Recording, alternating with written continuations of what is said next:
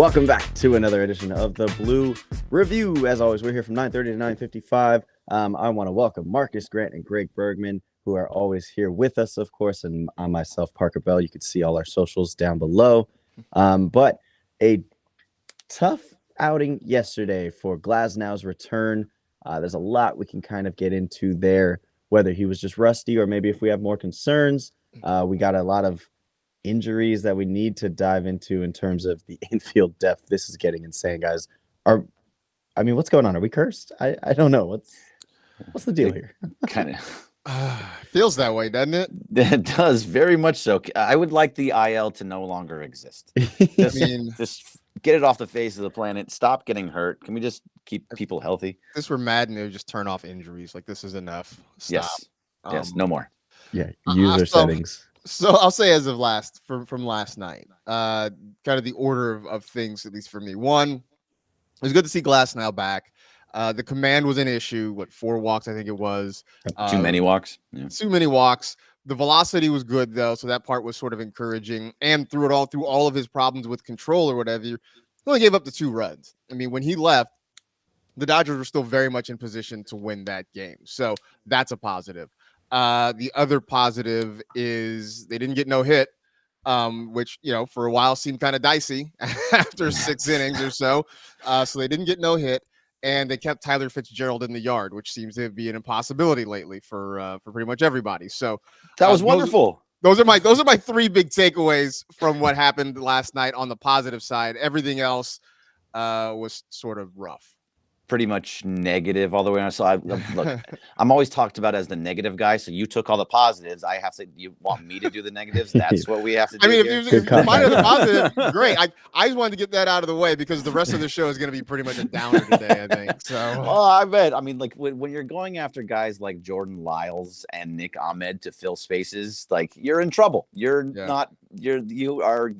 have nobody to go to. That is an issue in of itself. And at least, okay, here's a positive. That was probably the last time we see Johan Ramirez in a Dodger uniform. That's positive. So there we go. Why don't you take us away, Parker, and just tell us about LAX? Yeah, I want to remind everyone that here at the Blue Review and voila, we are presented by LAX. Oh, switching the hat mid-talk. Look at you. Had to save the big reveal for the read. We just want to say that at the Blue Review, we're presented by Los Angeles International Airport.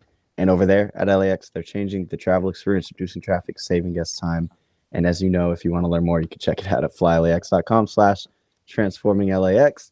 I needed to just have something that pops up on like infomercial on the bottom of the screen. flylax.com/transforminglax.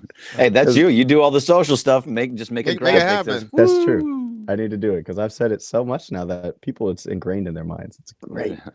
So guys, you already mentioned it. It was a tough, really just watch to see like Taylor go down with the groin issue, and we had already been seeing Rojas go to the IL. With everything they've been dealing with this season, for you guys, Greg, I'm going to start with you. Is this just the catalyst to like finally please make a move because we need guys to go to? So yes, it is. I mean, they were going to make a move no matter what, Parker. But at the same time, like it actually puts them, to me, Marcus, in a bad position because they were kind of going at it in a position of power, where like, okay, we have this great farm system, we have a great depth in our pitching staff, great depth in the dugout, but it's now gone. Everybody's injured, and now every team, and it's all happening right before the trade deadline. So now people in the trade deadline, other teams like, Chicago or Tampa Bay, be like, look, we see what's going on over there. You have nobody healthy. You need Garrett Crochet. You need Tarek Skubal. You need, Jack Flaherty, whatever it happens to be, Randy Arozarena. You need this guy, and I want more. Instead of taking 2 prospects from you, I want 4 prospects because you obviously need it right now. And I don't think that's a place that Andrew Friedman likes to be. No, you're absolutely right. They are sort of now dealing from a place of extreme need, of borderline desperation because they are so short-handed. To quote ancient philosopher Fat Joe, yesterday's price is not today's price. And that's going to be the situation that they're walking into. and I think especially you talk about, looking for help on the infield, right? Like you were already sort of piecing together third base with some combination of Kevin Biggio, Chris Taylor, and Kike Hernandez. Now you've lost Taylor for what you figure at least 10 days, maybe At longer. least. At least 10 days, Groins maybe don't go longer. away. Yeah. Biggio has contributed nothing really to this offense, since he's been there.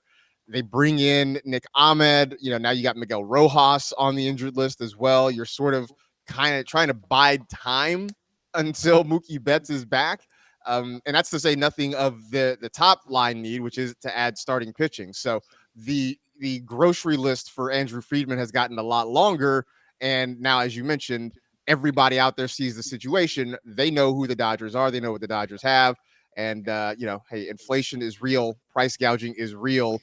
The Dodgers are going to have to have to pay up to really fill some of these holes. Yeah, and I feel like there was always going to be a Dodger tax. You know how there's a Laker tax whenever they make a trade, they have to give away more. I always felt that there was going to be a Dodger tax no matter what because they spent so much money and they know how Andrew Friedman tends to fleece people.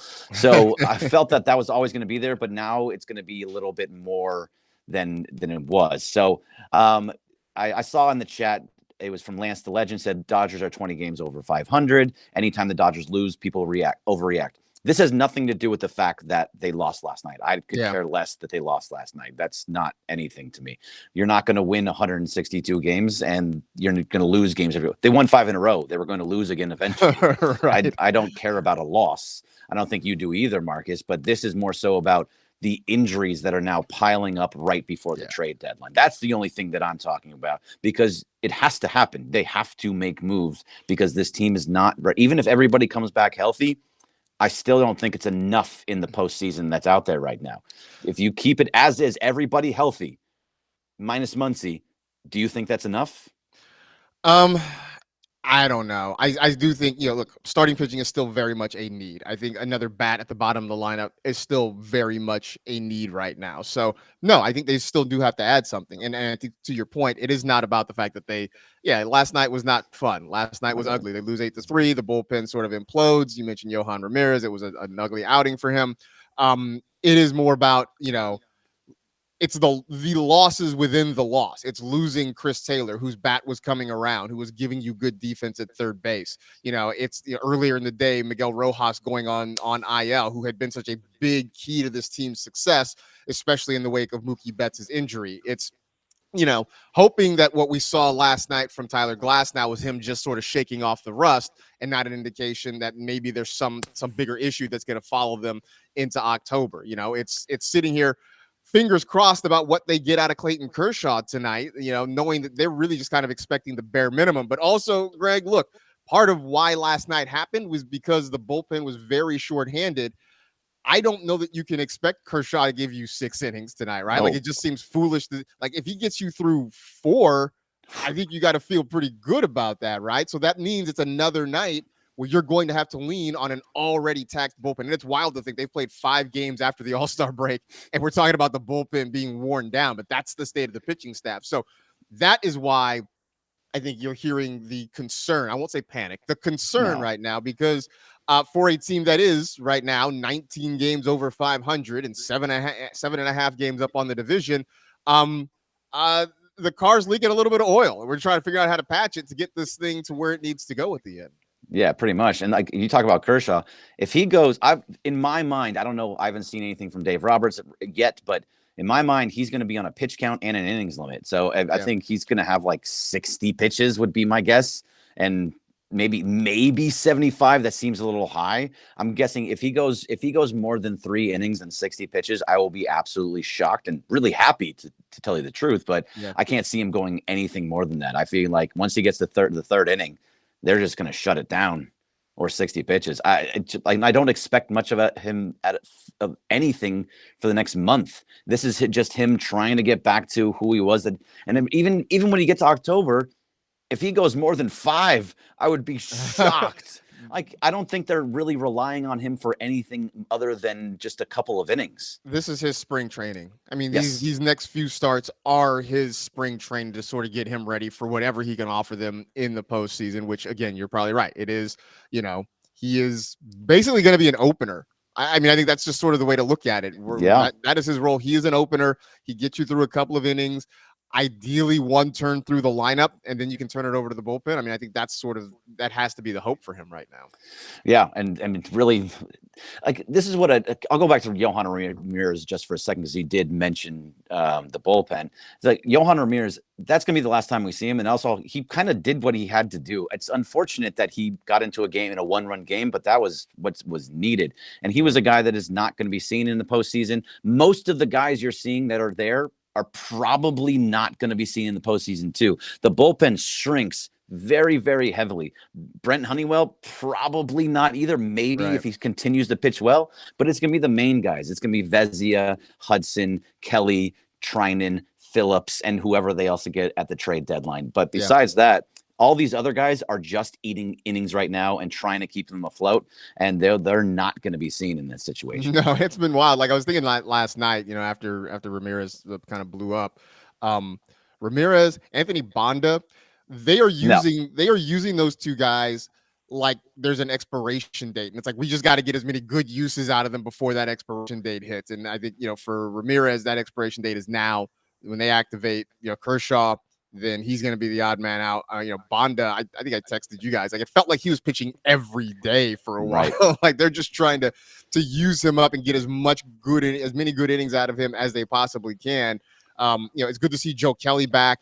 I know he kind of had a rough night. He was put in a bad spot last night, so it was not great. But Joe Kelly's another guy that hopefully you can count on in the postseason. It's just about getting you there, and then setting up what roles are going to be, because I think that's the next thing, Greg, is that we don't know who does what, because Evan Phillips, as the closer role, kind of shaky. I don't even know what he is anymore. Yeah, I mean, just it's I know this is still a couple months away, but you got to figure out what roles are when you get to the playoffs too. Yeah, and by the way, with Kelly, you mean coming into a game with bases loaded and nobody out is a tough spot to be in?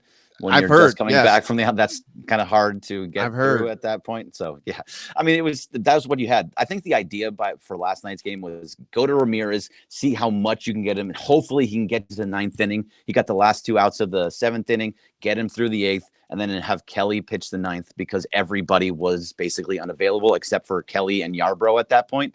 And Yarbrough has not been good either. So I think that's kind of what was going on there. They were just trying to they basically gave the game away. They made it so it was like, hey, we're not going to really care about this game. It's just one of those days. We can't get a hit. It's the 6th inning and we have no hits. We have a run, but no hits. Robbie Ray.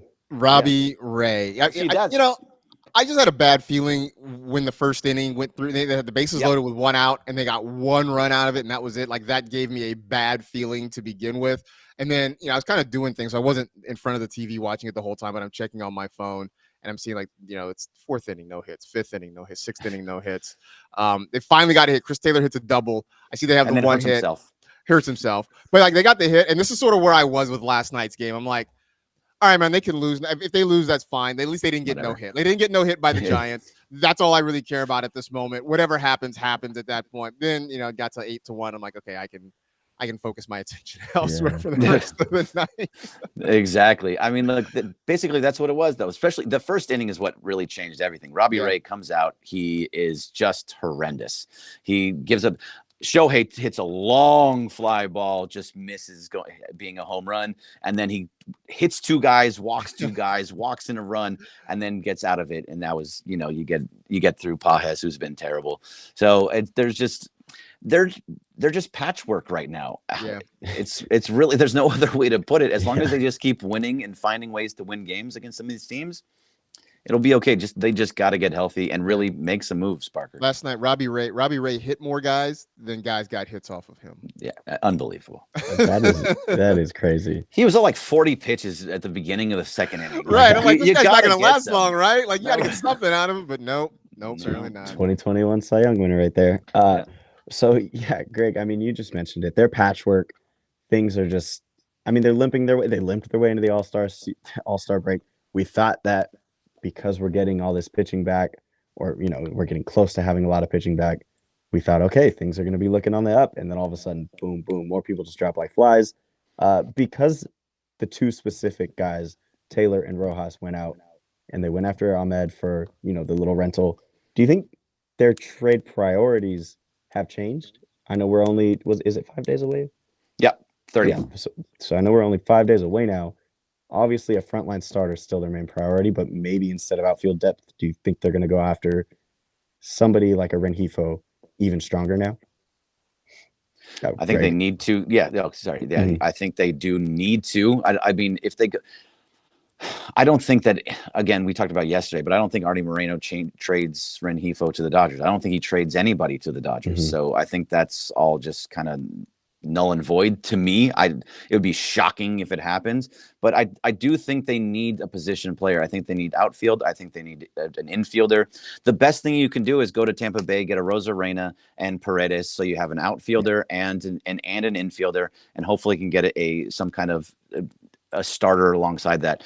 The starters to me still, like, I think I'm in the minority here. I would love to get a Crochet. I'd love to get a Scooble. I'd love to get even like a Fetty or a Flaherty. I'm kind of turning on that too, but I just don't know if they're going to be able to get those types of guys. And I don't want, if you're going to bring in a starter, I want it to be an impact starter. So it's not any of those big names. I think you can get by with what you have. I know that sounds kind of crazy, but as long as Yamamoto comes back healthy, Yamamoto, Glasnow, Stone, those are your three that you can really, and hope that Bobby Miller kind of gets better, that Buehler can figure something out in Florida. I think they have pieces for the rotation. They need more offense to fix that bottom of the lineup. So I don't know if you guys saw some of the rumors flying out yesterday that the Dodgers apparently have shown interest in a couple of Cubs. Not Cody Bellinger, but sorry, chat. Bellinger no homecoming, not a thing. No, I mean, I know the chat would love, bring back Bellinger, bring back Kenley Jansen, bring back Jock Peterson. Let's just run it back from 2020 sort of thing. Right. No, but Nico Horner and Ian Happ, a couple of names that the Dodgers have shown some interest in. Horner, a guy who can play a couple of infield spots, decent bat. Happ sort of the same thing. He can play a couple different outfield spots. Not a bad bat you could put at the bottom part of the lineup. So, that was part of the rumor mill yesterday. So we'll see whether or not, that has legs. Yeah. So that would be, I mean, look, those all things they're going to be smart. Andrew Friedman knows what he's doing. He's going to go out and get what he needs to get. I think that he understands what we all understand, that this is an all-in season. I don't think that you got to be, if you have to move everybody in the minor leagues, you just got to do it. I think they know that. And I think other teams know that they know that. So it's going to be something like that. And I don't know. We'll see what it's going to be, but they have to get more offense. That's what I think where it's going to be. That has been what it was. Which is a wild take for this team. I mean, I'm not saying you're wrong. It's just a wild statement. Yeah. you know? And I see it a bunch in the chat. Like it's also true. What's going on right now? The Dodgers are struggling. They win 5 in a row, and we're saying they're struggling. They were struggling going into the All-Star break. They're fine with where they are in the division. They're going to come into either second place or maybe can somehow catch the Phillies. But I think they're going to be in second place. They're going to have a bye. It's going to be the same thing as every other year. I'm not worried about the regular season, but there's a lot of teams struggling. We've talked about this before, Marcus, that Baltimore, I think, has won 5 games since like July 4th. Yeah. Like that's bad. The Yankees are falling apart like nobody's business. Seattle completely fell apart. There's just like a lot of these good teams. It's in the dog days of summer, and they just start to get hurt and fall apart. And that's kind of what happened with the Dodgers a little bit. But if they get healthy, I'm feeling really, really good. They just need to get healthy. They just have to get healthy. Well, and look, I go back to when we started at the beginning of the season, right? Even in spring training before the Korea series. We always say this show is going to always be with an eye on October, because that is the goal for this team, right? I mean, that's where they have been. They are good enough to win we're seeing it right now. They are good enough, even in a weakened state, even leaking oil, to win this division and win this division pretty comfortably, right? I mean, if the Padres or the Diamondbacks start creeping up, that means things have gone really, really wrong for the Dodgers at this point. So everything about this is about, how do you get this team right for October? So, a game like yesterday, again, it stinks. You don't ever want to lose. You don't want to lose to the Giants, but I'm not I don't think anybody lost sleep over that last night. No, I slept perfectly fine. I was actually exhausted. Head hit pillow, sleep. That's how that went. Yeah, I slept really good too. I watched that Long Legs movie, the new Nick Cage horror I hear that's film. really creepy. It's interesting. I'll let everyone make their own opinion of it, but I didn't like it. But anyway, it's Nick Cage, so at least that's worth, yes, checking out. Here's my honest Emily Hebel style review. The movie was masked by an interesting performance by Nick Cage. Well, so that's pretty much every Nick Cage movie. Yeah, so, every single one of them. Like Con Air, I love it. Was it that great of a movie? Nick Cage was amazing. Why couldn't you put the money back in the box? No. So, Greg, real quick before we head out, because I know that you're still along the thoughts that you would love that high impact frontline starter, somebody like a Crochet. I think it was Jim Bowden of The Athletic. He had a hypothetical trade for somebody like Garrett, which we know the White Sox are going to ask for a high price. If it was to get him now, he was your, number 2 guy going to the playoffs outside of maybe Glasgow. Are you willing to give up Stone? Because the offer was Stone, Andy Pages rushing, and another left-handed prospect. That is just a massive. That's a massive. That's got to be for Crochet and Robert, right? Like right. It can't be just Crochet. Crochet, because there's no chance. Bowden went for just Crochet, but obviously we know the Dodgers would. I love Jim Bowden. I think he used to be an ESPN employee and he knows his baseball. And I'm not saying anything. I don't know the last time Jim Bowden had even close to a right prediction. So that's a lot for just one guy. Yeah, that is a lot. And by the way, Crochet and Stone are, I don't know their exact ages, but they're both young guys that are just coming up. So they're both cost controlled. You're basically throwing a starter for a starter, but Stone could possibly be, they're in the same position, throwing more innings than they've ever thrown and may not even factor into the postseason because of their innings limits and that kind of thing as a starter. So I don't know if I would do that for this year. That sounds a little bit crazy. And then also you're giving your top catcher of the future, which I'm sure is going to have to move at some point. You're giving another lefty starter or reliever or just a lefty pitcher. And then what was the other one? There was one more, wasn't there? And the other name was Pages. And Pages. So okay, here, take the center fielder too, just for Crochet and not including Robert. No, I would not do that. By the way, for the record, Gavin Stone is about 9 months older than Garrett Crochet, so they're similar. They're similar in age. Yeah, they're basically in the same spot. Now, granted, they're different types of pitchers, and Crochet is a power lefty. That is something that every team can use. So moving forward, that would be great. If it was 1-for-1, I'd be more open to that. I love Stone, but you're getting what you're getting out of a power lefty. If it's 1-for-1, that's a whole nother conversation. Yeah. Yeah. Well, it's going to be interesting seeing how things unfold. Again, the Dodgers coming into Kershaw's return today at 1:10, like patchwork. We'll see what the lineup looks like. I believe it. I don't think it's came out yet, so we'll take a look at that when it's out. But still, it's going to be fun just to see Kershaw back on the mound. Like you said, Greg, few innings, see what he'll give us. But everyone, we love Kershaw, so best of luck to him today. Kershaw Day. Kershaw Day. The GOAT is back on the mound. Let's go, Kersh. We'll react tomorrow at 9:30 to 9:55 here on the Blue Review. Thank you to the entire chat for being really interactive today. As they say, they're more interactive when they take the L's instead of the W's.